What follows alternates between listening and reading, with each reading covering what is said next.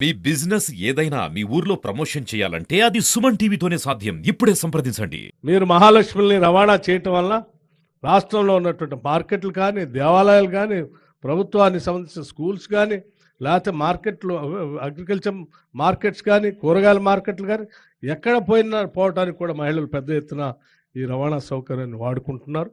చాలా సంతోషం అని చెప్పి మీ అందరికీ నేను సవినయంగా మనవి చేస్తూ, ఈ కార్యక్రమం విజయవంతం కావటం కోసం ఒక మంత్రిగా కాకుండా ఇందులో ఒక నిబద్ధతతో ఒక కార్మికుల్లాగా, ఆర్టీసీ కార్మికుల్లాగా నా ఆర్టీసీ బతకాలి, నా కార్మిక సోదరులంతా కూడా తలెత్తుకొని బతకాలి, ఆర్టీసీ సంస్థ లాభాల్లోకి రావాలని చెప్పి రవాణా శాఖ మంత్రి గారు కూడా నిత్యం అంది వచ్చిన ప్రతి అవకాశాన్ని నేను బతికించుకోవటం కోసం ఆయన ప్రయత్నం చేస్తూనే ఉన్నాడు. అది ప్రభుత్వంతో మాట్లాడటం కానీ, ఆర్థిక శాఖ నుంచి నిధులు ఇప్పించుకోవటంలో కానీ, లేకపోతే దీన్ని కొత్త మార్గంలో ప్రయాణం చేసే కార్యక్రమంలో కానీ, వారికి ఉన్నటువంటి ఆర్గనైజేషన్ క్యాపబిలిటీస్, స్కిల్స్ అన్నింటినీ కూడా ఉపయోగించి ఆర్టీసీని ముందుకు తీసుకొని పోయే కార్యక్రమంలో పెద్ద ఎత్తున విజయం సాధిస్తూ ఉన్నారు. వారికి రాష్ట్ర ప్రభుత్వం తరఫున నా హృదయపూర్వకమైనటువంటి అభినందనలు తెలియజేస్తూ ఉన్నాను. అట్లాగే మరో మంత్రి గారు కోమటిరెడ్డి వెంకటరెడ్డి గారు, మీ బస్సులు తిరుగుతూ ఉన్నాయి, తిరగాలంటే నా రోడ్డు కావాలి. ఆ రోడ్డు గతుకుల్లో ఉంది. అందులో ఎక్కే మహిళలు, మహాలక్ష్ములు కానీ, ఆర్టీసీ బస్సు కానీ, ప్రయాణికులు కానీ గతుకుల్లో ప్రయాణం చేసి ఇబ్బంది పడేటువంటి పరిస్థితి లేకుండా కేవలం రాష్ట్ర ప్రభుత్వ నిధుల నుంచే కాదు, నాకున్నటువంటి సంబంధాలతో అవసరమైతే కేంద్రంతో కూడా మాట్లాడి నిధులు తీసుకొచ్చి రూరల్ రోడ్లు కూడా వేయించడం కోసం నా ప్రయత్నం అంతా చేస్తున్నాను అని చెప్పడమే కాదు, చేసి కూడా చూపిస్తూ ఉన్నారు. 850 కోట్ల రూపాయలు ఒకటే స్ట్రోక్లో, సింగిల్ స్ట్రోక్లో రూరల్ రోడ్ల కోసం తీసుకొని రావటం అనేది సామాన్యమైనటువంటి విషయం కాదు. వారు ప్రత్యేక చొరవ తీసుకొని ఇక్కడ బడ్జెట్లో రాష్ట్ర ప్రభుత్వం నుంచి వచ్చే నిధులతో పాటు కేంద్రం నుంచి 850 కోట్ల రూపాయలు రూరల్ డెవలప్మెంట్, రూరల్ రోడ్ల కోసం తీసుకొచ్చినందుకు ఆర్టీసీ బస్సులు రవాణా సౌకర్యంగా ఉండేటట్టుగా వారు తీసుకుంటున్నటువంటి శ్రద్ధకు కూడా నేను కోమటిరెడ్డి వెంకటరెడ్డి గారిని మనస్ఫూర్తిగా అభినందిస్తూ ఉన్నాను.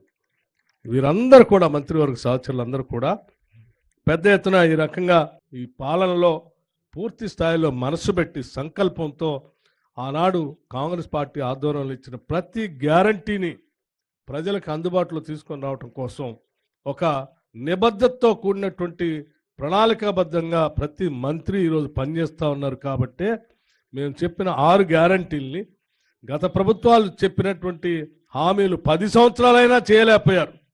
కానీ మేము 3 మాసాల్లోనే మేము ఇచ్చినటువంటి గ్యారంటీలన్నింటినీ అమలు చేసే కార్యక్రమం ముందు పోతాం. 10 సంవత్సరాలు ఇంటికో ఉద్యోగం అన్నారు, 3 ఎకరాల భూమి అన్నారు, డబల్ బెడ్రూమ్ ఇల్లు అన్నారు, ఇలా చెప్పుకుంటూ పోతే అనేక హామీలు ఇచ్చారు.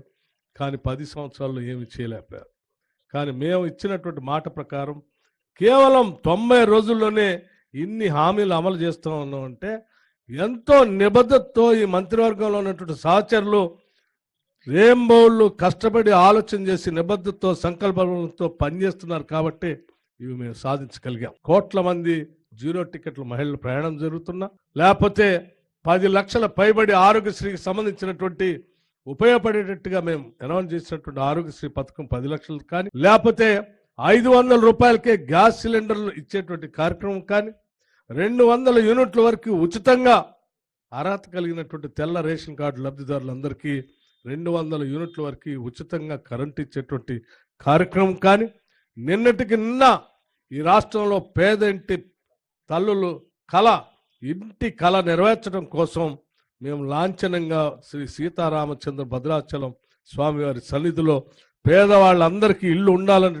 ఆలోచనతో నిన్న మేము లాంచ్ చేసినటువంటి ఇందిరమ్మ ఇంటి కళని నిజం చేస్తూ నిన్న మేము ప్రకటించినటువంటి విధానం కానీ, ఇవన్నీ కూడా మాకున్నటువంటి చిత్తశుద్ధిని, సంకల్పాన్ని రాష్ట్ర ప్రజలకి సంపదను పంచే కార్యక్రమంలో చాలా స్పష్టంగా ఉన్నాం. కాబట్టే కేవలం ఈ 3 నెలల్లోనే మేము ఇన్ని చేయగలిగాం.